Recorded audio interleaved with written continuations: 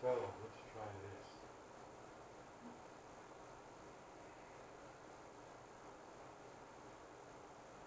Okay, there's an opportunity. I don't know if this opportunity has come to you, but or has dissipated, because with this opportunity, you know, the cliche is a window of opportunity, and that's what I saw, was a window.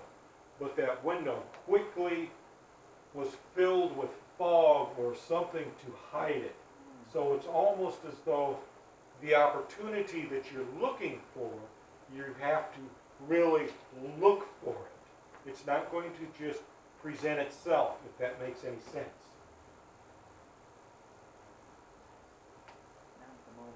Not at the moment. If it doesn't at the moment, because this is really close. And what I mean by close, it's like if it's not within a few days, it's going to be within a few weeks. It's really close. Something is going to, if it hasn't already, something is going to cause you to create an opportunity. And that's essentially what you'll have to do, is create an opportunity. Very much in line with your phone call.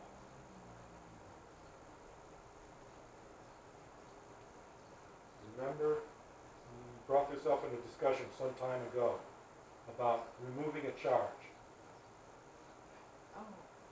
Very much like that. Okay. Okay. Okay. And I will say God bless you with that. Okay. Thank you. All right. Rose, give me something here. Give me your pen.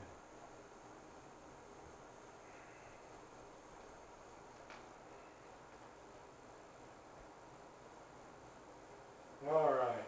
I know you're not making any additions to your home. At least I don't get that impression. But what I do get the impression of is that you are making additions to your home. And I emphasize your home because this is your home. Yeah. So it's not necessarily that you're cleaning things out, because I get the impression that you're done with that. And now you're wanting to expand, if that makes any sense. Yeah. Okay.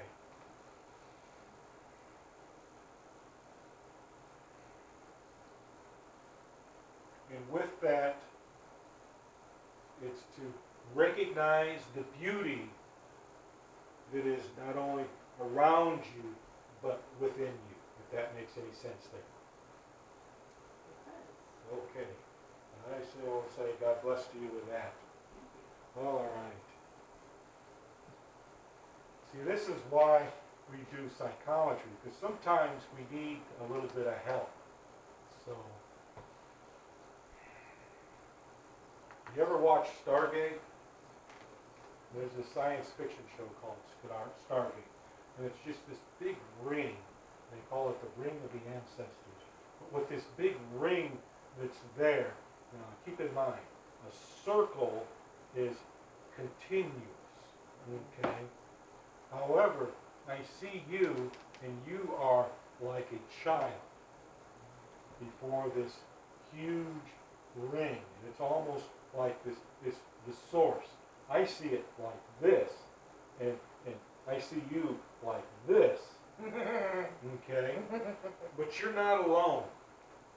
There's someone else there with you that shares the same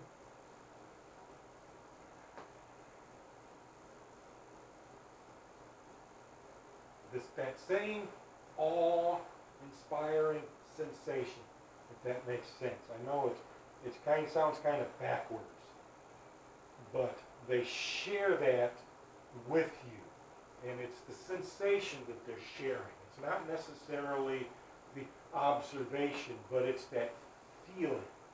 Does that make sense? Perhaps.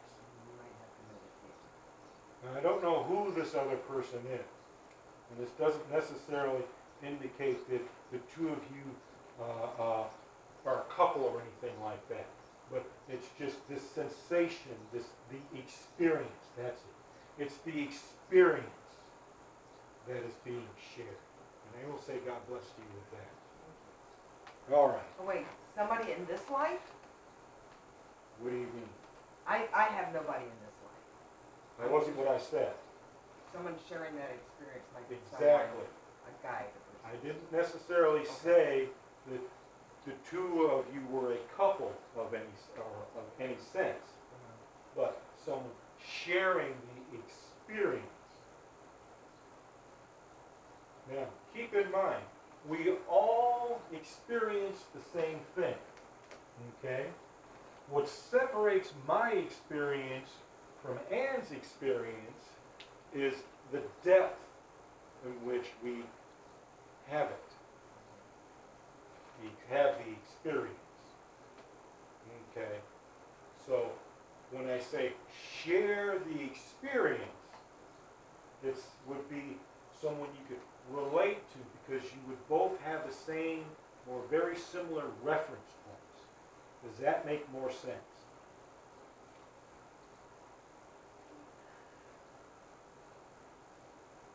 I'm gonna have to meditate. All right. It's almost there, but it's like something. Okay. All right.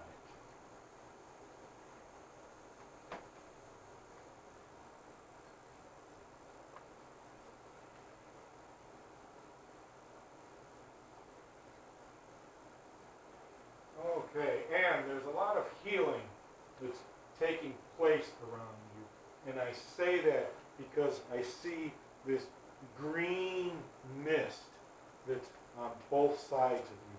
And it's, as it moves through, it makes its journey, okay? It's not changing, it's still taking place. So I am inspired to say that there's a lot of healing that's taking place. Not only on the emotional level, but also on the mental level and the physical level. There are a lot of layers that are being healed, if that makes sense to you. And it's almost as though giggleish is not a word. But that's what I hear with that, giggleish sensation. Liberating. And I will say God bless to you with that. Okay, any questions or comments before we wrap up? I have a question. Yes. When you're talking, Sharon, about the window, what jumped out at me, of course, now I'm reading your reading, was the eyes are going to the soul, Okay. foggy, Yeah. someone's obscuring something from her. That's, but again, I was reading your reading. All of those are applicable. All right. That's why I say you describe what you receive, then you interpret it. Because I would never have gotten windows to the soul unless I had seen windows on a face where the eyes would be. See, I would never have gotten that. Now, the obscurity, yeah, that's where the fog come in, and that's just a choice of words, and that's a much better word than the one I use.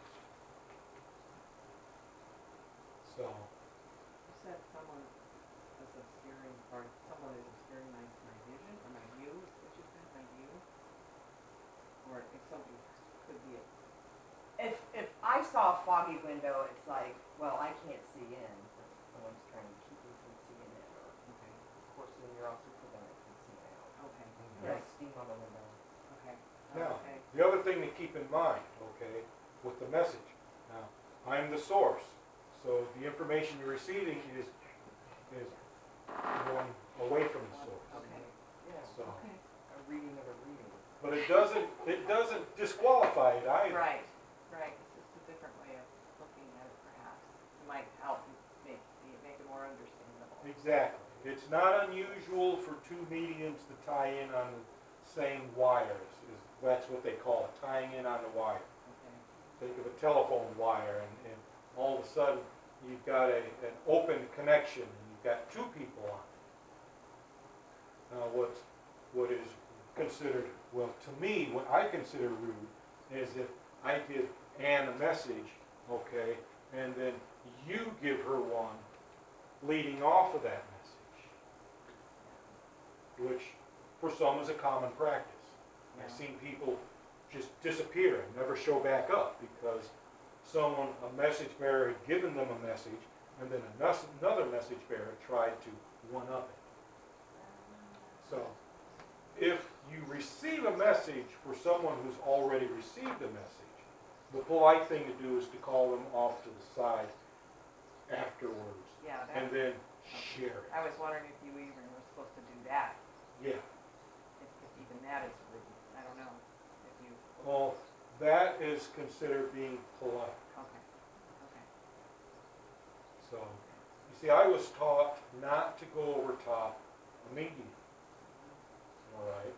Now, I'm sure some of you may have noticed that when Reverend Vardaman gives messages, and then she asks me to give some more messages, and she says, "You can go over top me," and I tell her, "No, I don't like doing that."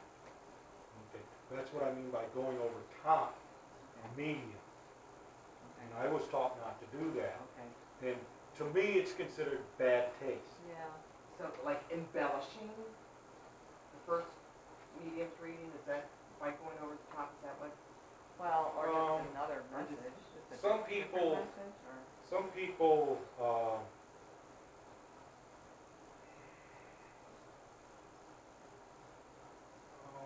are competitive.